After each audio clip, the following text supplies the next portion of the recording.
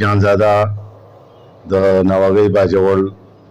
د عوامي نېشنل ګوند د مرکزي ورکینګ کمیټۍ ممبر او ما سره ناست خان بهادر سلارزی د باجوړ څوک چې د عوامي نېشنل ګوند د ضلع باجوړ نائب صدر هم دی. دا وخت منګه د پښتونخوا وطن په تاریخي سیمه شب قدر کې په پریس کلب کې ناست دي د دې ځای د صحافیانو ملګرو سره. نو زه صحافیانو ملګرو ته او دغه شانته نورو وروڼو عزیزانو ته ټولو ته چې کومه دی منګه سلامونه او احترامونه وړاندې کوو او دې موخه کې د دې خبرې یادونه کوو چې د باجوړ نه والا د وزیرستانه پورې چې دا سیمه د ډېر وخت راسې د پیرنګي د استعماري نظام اف سی آر د پولیټیکل ایجنټ او د هغه د ملګرو په ولقه کې وه چې په هغه نظام کې نه ترقي کېدلی شو بلکې الټه چې کوم دی زموږ نه زمانو نه چې کوم امن او قلاري وه او په وطن کې به کوم امن و هغه امن هم تعالی ترغا شو. څه خو په افغانستان کې بدقسمتي راغله چې د ډېرو کالو د 40 کالو راسو هلته چې کوم دی یو اخو ډب را روان دی د ډیورنډ د سیمې نه اخوا د ډیورنډ د لیکې نه اخوا وطن هم چې کومه دی لوټې شو او داسې پېښور او پښتونخوا او قبایلي سیمې چې کومه دی کنډر شولې. نو په دې حواله باندې د وزیرستان نه والا د باجوړه پورې د عوامي نېشنل ګوند په شمول ټولو ګوندونو او سیاسي او سماجي شخصیاتو چې کومه دی یو پر امن او اوږدمهاله جدوجهد وکړو چې په هغې په نتیجه کې د اف سی آر ټغر راغونډ شو.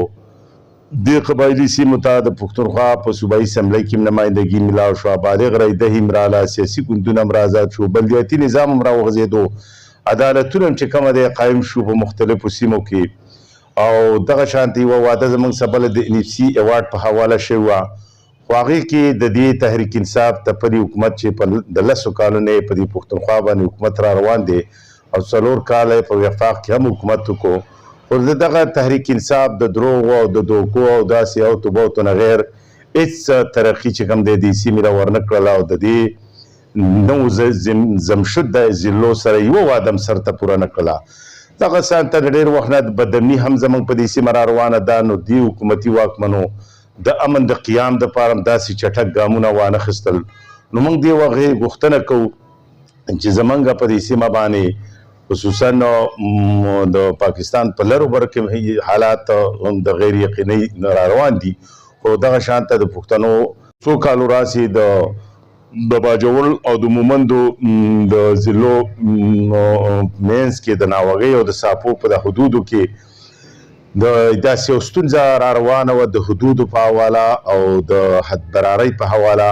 چې هغې نه به کله د ساپو او د ناوګۍ د خلکو مینځ کې تاوتریخوالی پیدا کېدلو.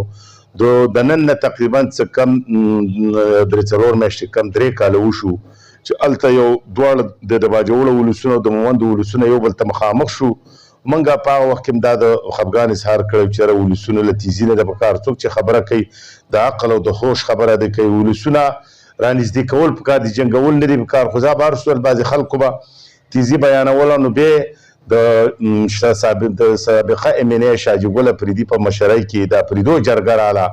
او هغوی له چې کومه دی د مومند او باجوړ دواړو یعنې نامتو مشرانو د پښتنو د تړو نرخونو مطابق چې کوم دی د فیصلې دپاره اختیار ورکړو چې تاسو د افریدو وروڼو عزیزانو د ناوګۍ او ساپو په منځ کې یا د باجوړ او د مومندو په منځ کې د حدبندۍ چې کومه دی یو فیصله وکړئ او دا دواړه طرف ته داسې وروڼه عزیزان آباد دي یو بل سره خپلوۍ لري دوستاني لري تګ راتګ لري چې دغه اړیکې په خپل ځای قوي پاتې شي او نورې مضبوطې شي او دا د حدبندۍ دا تناظم چې کوم دی په ذریعه جرګه هواره شي. نو څه کم 3 کاله وشو د 2.5 کال نه زیات وخت شو شاجي ګل افریدي څنګه د فریقینو داوی موریدلي دي یعنی د موقع معاینه هم څو ځله کړې ده ښکاره او پټ ټول معلومات یې راجمع کړي دي. نو موږ د شب قدر په دې تاریخي پریس کلب کې د اخباري ورونو په ذریعه باندې په شاجي ګل افریدي او د هغه په ملګرو باندې د هغه کوو چې تاسو فلفور بلا تاخیر دغه د باجوړ د مومندو د حدبندۍ چې کوم تاسې واک اختیار وړی دی نو خامخا دا خبره نوره التوا ته بیول دا د ولسونو په ګټه نه ده او په دې کې دا فریدو د ورونو د شاجي ګل او دغه د ملګرو عزت دی مهرباني وکړئ دغه فیصله چې کوم دی تاسو سناو کوئ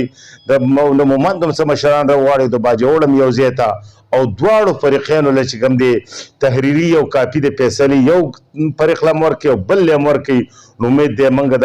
د فریدو ورونو نه دا تمه توقع کوو او د فریدو په نورو مشرانو هم دا غږ کوو چې شاجي ګل فریدي ته دې دا ووایي چې دا فیصله واوروه او د دې سره په ډي سي مومند او ډي سي باجوړ باندې هم موږ چې کومه دی دا کلک غږ کوو د هغوی نه دا مطالبه کوو چې د دواړو ضلعو ډپټي کمشنران دې په دې حواله باندې خپلې ذمهوارۍ پوره کړي غفلت دې نه کوي هغوی چې کوم دی د غفلت یعنې ډېر وخت خو شو په دې معامله کې پولیټیکل ایجنټان او اوس پکې ډي سي ګان غفلت کوي نو لہذا ډي سي ګان دې په دې معامله کې بالفور خپلې ذمهوارۍ پوره